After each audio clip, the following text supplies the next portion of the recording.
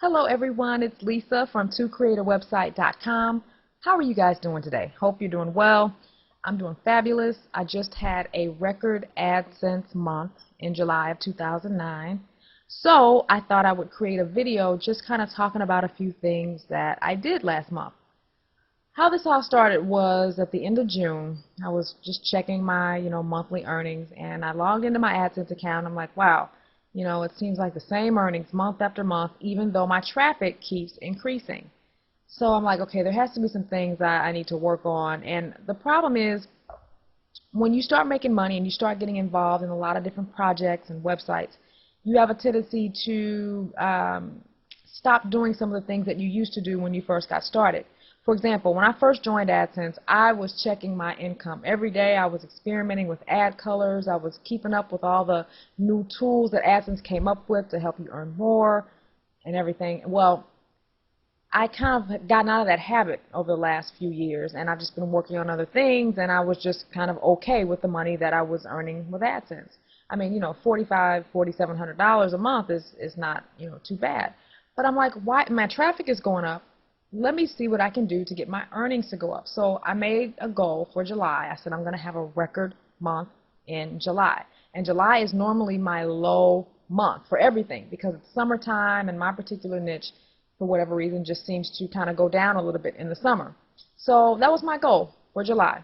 So I set my goal, and I reached it. And I'm going to log into my account right now, because there'll be some people that'll say, oh, I don't believe you, show us, you can't really make a lot with AdSense. Oh yeah? Let me just show you. So I'm logging into my AdSense account. That's my earnings from today. I've already got it set to last month, July. Ta-da! That's what I earned for July 2009. Now, I have to caveat here that the reason why the screen was blurred out is because it's against the AdSense terms and conditions to show specific details about your earnings. Like, I can't show you what my click-through rate is.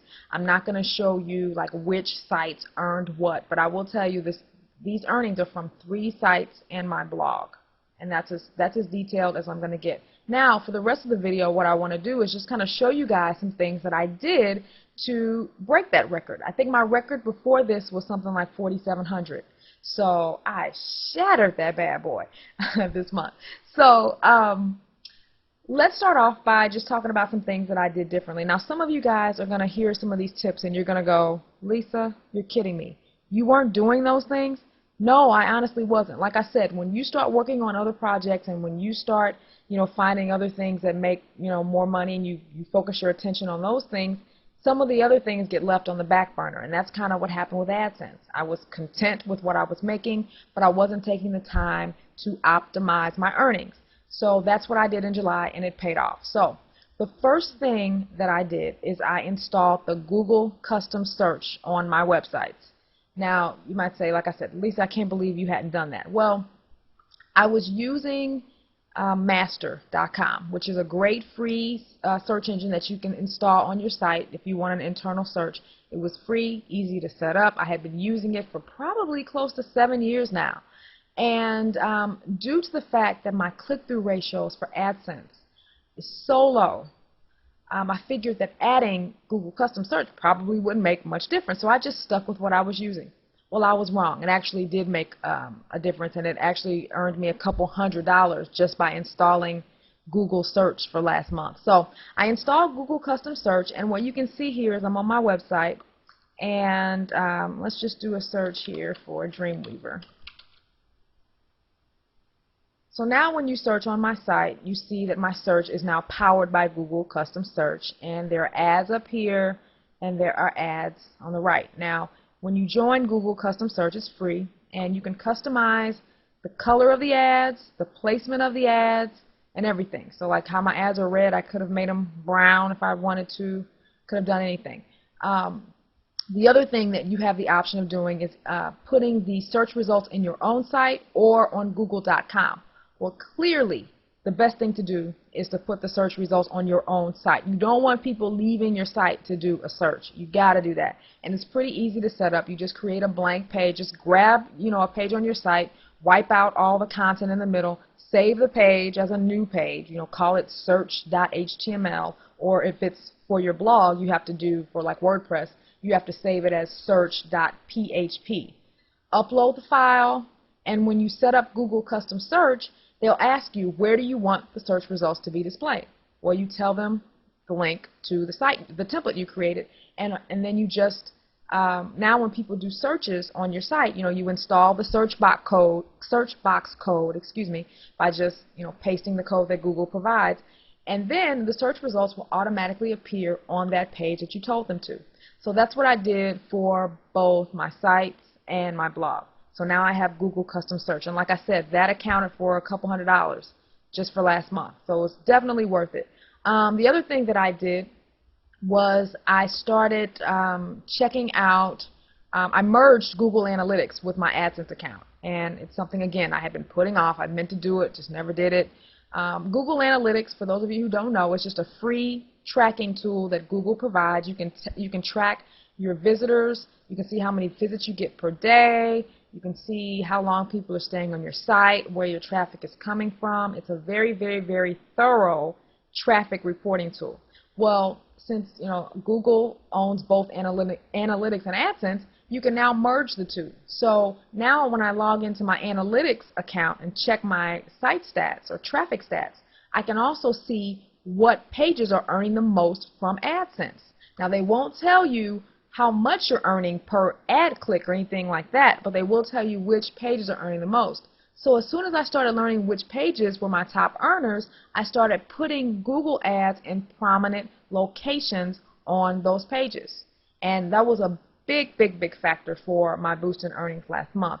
The other thing that I did was I started using more image ads. When you set up an account with Google Google AdSense, when you set up a new ad unit, they ask you if you want to do text only or image. Well, for my blog only, just testing something out, I chose image and text ads. So now, with some of my blog posts, and I'm sure, let's see if I can find one. The ads, what I'm trying to say basically is that the ads that are showing up are very, very relevant to my audience. So the click-through has been higher. Yep, there's one right there. Premium website templates. That is a Google ad, and it's very relevant to my blog, which teaches people how to, create blogs and do various design things. So adding the image option on my ads for this blog has been helpful. Now, I did the same thing on To Create a Website. My website didn't have as good a result on that. It's funny how you just have to really test and experiment, because what works for one site may not work as well for others. So that's why experimenting with things is really, really, really important. The other thing that you have to do that I've been doing for some time is you have to create channels. If you go to your AdSense Setup tab, there's a channel link here. You definitely want to set up channels, because with the channels you can test not only which of your sites are doing the best, but you can also test various ad units. So if you want to see if your 250 by 250 unit is performing better than your 468 by 60 unit, you can set up channels for both of those ad units and see which ad block is performing better or has the higher click-through ratio. So that's something you should definitely be doing. I've been doing that for quite some time, and it's very helpful. Another thing that I started doing that's been helpful is I've been putting more ads alongside my YouTube videos. I got an email about 6 months ago from the AdSense optimization team, and I believe they email some of their top earners every now and then and give them personal one-on-one help, and I think that's why I got the email. And she asked me if she could do an optimization report for my site. It's free, and I'm like, yeah, why not? So what she did is she took a screenshot of my website, a page on my website, and actually I think she used this page right here.